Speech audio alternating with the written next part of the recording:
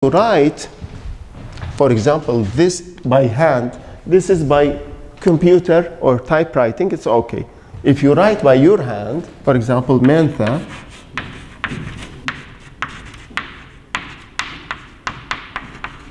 for example, mentha specata, okay? You write capital, small, but what you do, you cannot make italic by your hand. You do like this. Two lines, look, 1 and 2. 1, 2. Not like this. 2 by your hand when you write. This is scientific name. How you write? Scientific name. Generally, it can be the names. It can conflict or reflect one of the features of the plant. For example, Conium maculatum. It's the plant used to kill secretaries. This plant, that means have like spotted. Maculatum means spotted, like spots.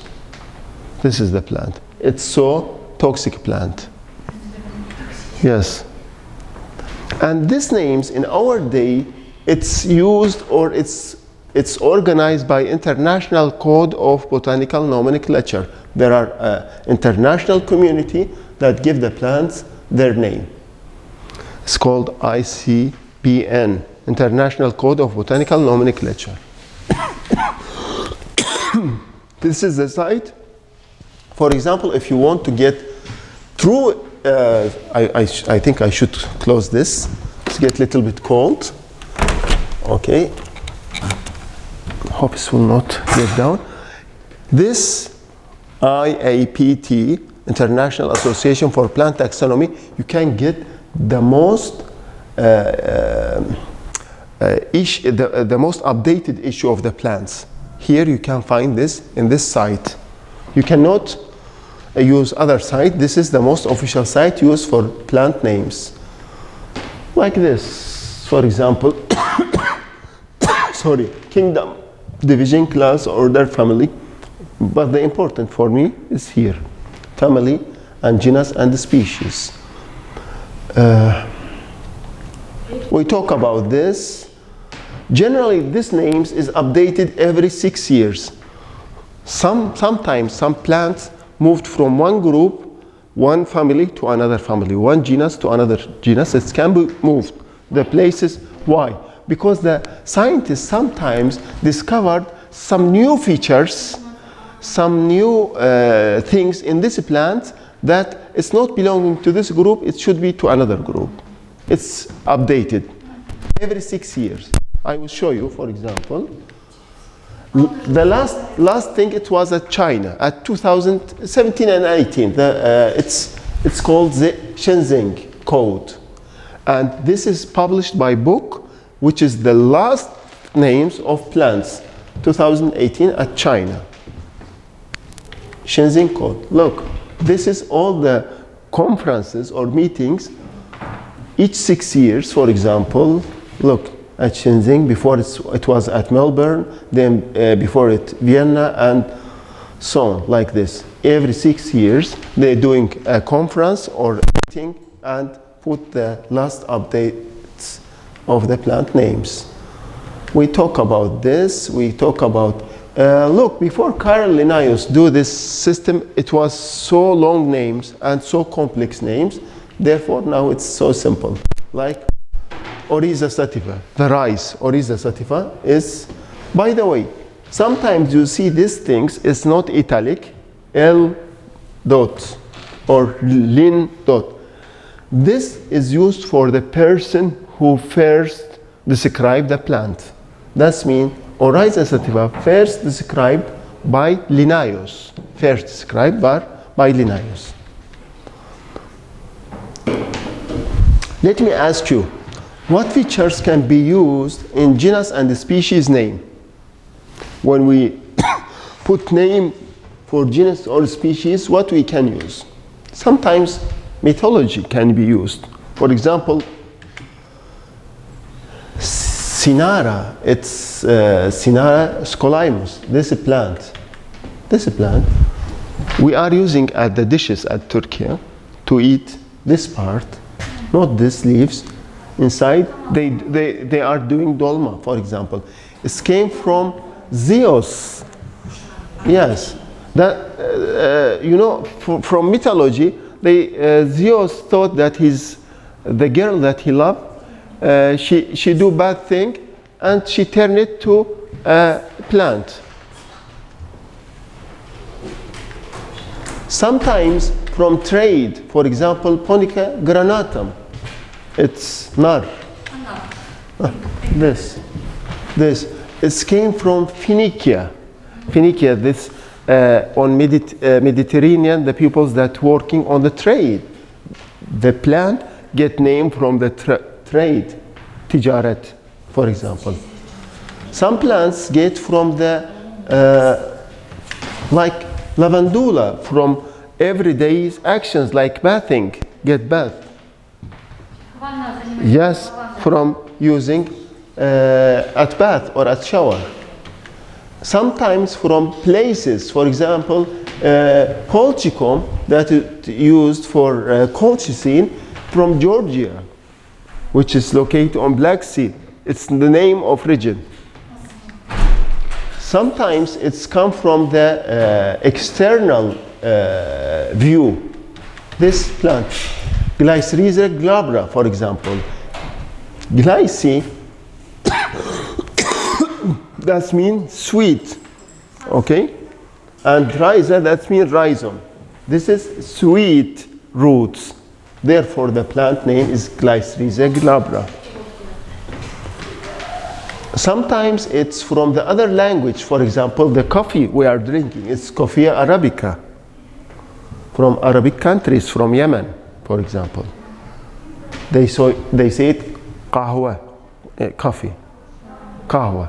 Therefore, it's Coffea arabica from other language sometimes. This is the plant of coffee. Başka dillerden, evet. Yes, from other language. Yes, look, so this is some words that use as a species or genus name. For example, alba white, annual, altissima. For example, tall, America from America. This is used.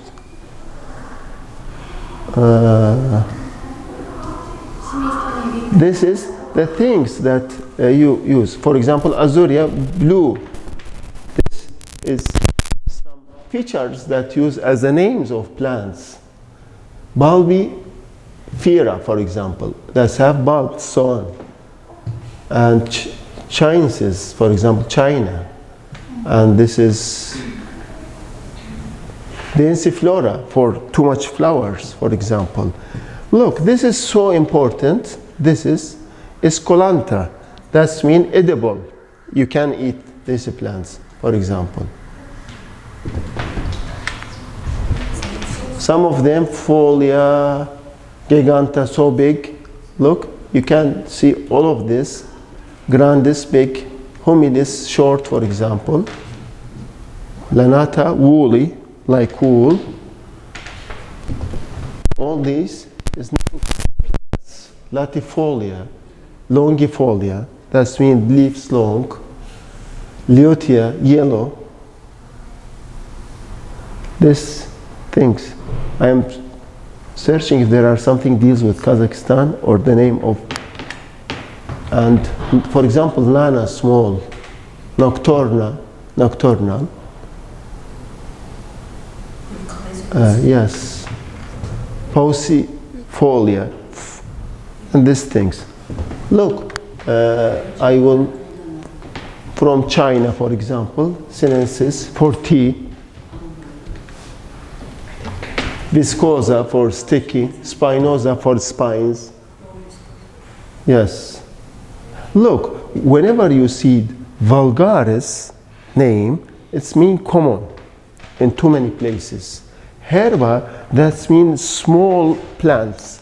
This is toprak, this is the plant. This part is herba, okay? Yaprak or leaves is folia. Folia. Whenever you see folia, that means yaprak. Çiçek or gül, flows. Flows. Meyve or fruit is fructus. Bark, kabuk, cortex. Kök, root is radix. Rhizome, it's rhizoma. If it's swan or like onion, it's called bulbous. This is so important things, these ones. You can find them everywhere. Now, for the classification of the medicinal plant, there are a lot of systems that used to classify the plants. For one of them, alphabetically, by the name. You can do alphabetic classification of the plants. The second is morphological. For example, on the used parts, sometimes we are using stem. Sometimes we are using what? We are using roots. Sometimes we are using leaves. Sometimes we are using flowers. On the morphological classification, seeds, bulbs, this is bulb, and sometimes fruits. Look, this is some medicinal plants from Africa, for example. Look, you can see aerial parts, roots. This is sold by markets, roots, aerial parts, seeds of the plants, tubers like potatoes, aerial parts, seeds, roots, whole plant or whole parts. This is topra, this is aerial parts. If they say whole plant, that means all these things with roots. Just please be careful. Aerial part here, above toprak. This is aerial part. And toprak üstü. We say it also in toprak üstü in Turkish. And if it's whole plant with the roots. With the roots. Yes. So this is bark. Look, this is bark. For example, this is tarçın, cinnamon. Yes. And this is toprak üstü. And this is whole plant. Morphological. Upon morphological, as I said, we can say herba, we can say folia, yaprak, flores, çiçek, or gül, fructus, fruit, and semen, that means tohum, or seeds. Radix, kök, or roots, rhizomes, tuber, that means the, how I can say, look like ball, like potatoes, and so on, like sarımsak, or what you say to garlic? Sarımsak, yes. Sarımsak, yes. Garlic.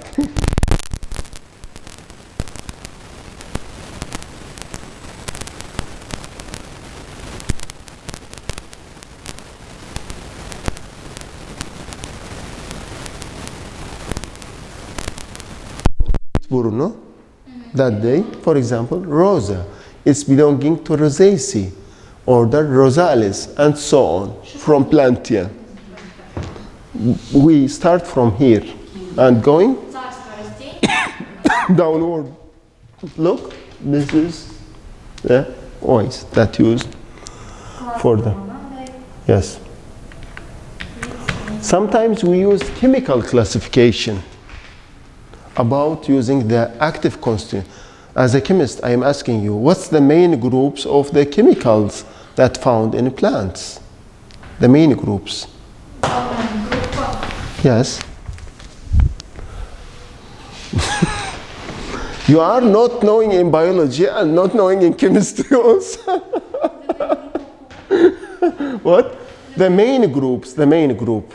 Başlıca gruplar for the active compounds found in plants. I will tell you, look, this is the main group. terpenes, phenolics, nitrogen-containing compounds, and sulfur-containing compounds. Okay? This is the main for classification of the chemicals that exist on plants. For example, I do classification. I say the plants that contain alkaloids, the plants that contain coumarins, for example, and so on. Don't forget terpenes, phenolics, nitrogen-containing and sulfur-containing plants or secondary metabolites. Okay? Now you will not forget, please, this thing. Terpenes, phenolics, nitrogen-containing and sulfur-containing. Pharmacological classification on the activity. I mean this plant, which kind of activity that have. For example, it can be anti-cancer, anti-diabetic, antimicrobial, anti-wound, so on. Some of them make classification pharmaceutical. That means collect both chemical and pharmacological classification. And besides that, there are some classification that depend on the climate and utilization and the reproduction. Sometimes the reproduction can be used, and one of the aspects for classification of medicinal plants. Now let's talk a little bit about the condition of obtaining medicinal plants. How many times we have?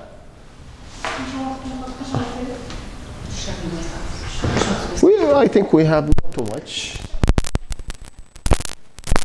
And we'll finish, okay?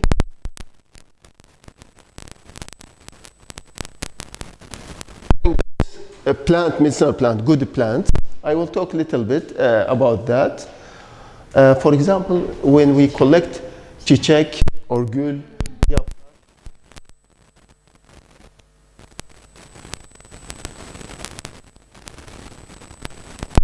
components, I must use some rules to get these plants, because these materials, coumarins, sabonins, can be high in some periods. For example, they say to me, collect this plant at winter, this plant at summer, this plant at autumn, for example, because every plant has a specific time with high material, high active material. Therefore, you must know which time you must select or collect these plants.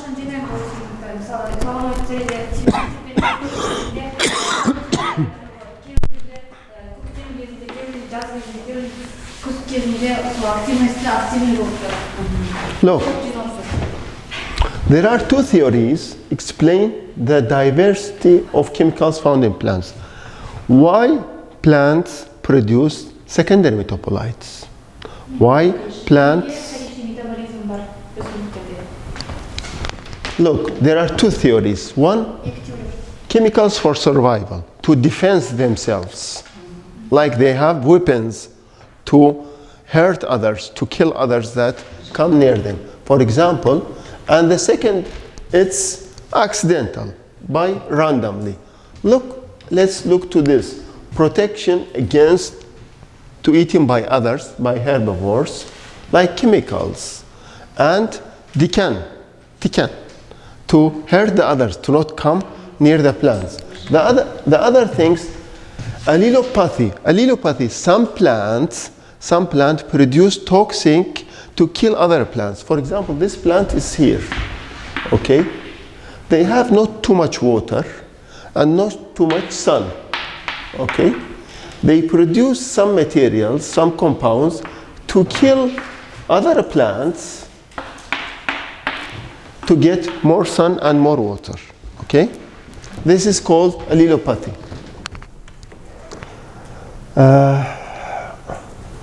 This is accidental. As we say, the active components can be so high in specific time at the plant life cycle. Therefore, there are some specific zaman or time or wakit for collecting these plants.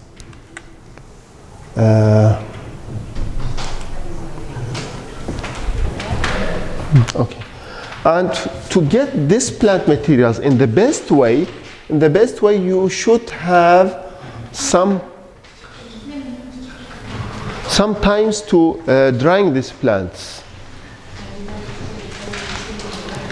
Yes. Look, generally the plants is used after collection for 1 year, not more than 1 year. 1 year. Bir yıl, 1 year, okay? The plants is used for 1 year generally after collecting, not more than 1 year. After collection, or the collections generally by hand, and sometimes they are using some machines to collect plants, but generally we are using our hands to collect plants.